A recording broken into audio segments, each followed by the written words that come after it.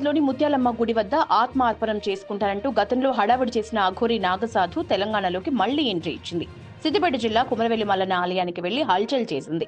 మల్లన్న గుడిలో ప్రధాన ద్వారం నుంచి స్వామివారి దర్శనానికి అనుమతి ఇవ్వాలని నానా రచ్చ చేసింది. అయితే బట్టలు వేసుకుని దర్శనానికి రావాలని ఆలయ అధికారులు అఘోరికి సూచించారు.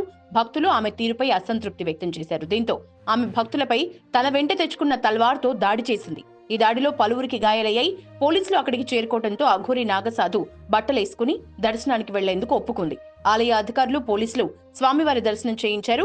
దర్శనం అనంతరం అఘోరి అక్కడి నుంచి వెళ్లిపోయింది. గతేడాది అక్టోబర్లో సికింద్రాబాద్ లో ముత్యాలమ్మ తల్లి ఆలయంలో అమ్మవారి విగ్రహాన్ని ధ్వంసమైన ఘటన తర్వాత అఘోరి అక్కడ పూజలు చేసిన సంగతి తెలిసిందే.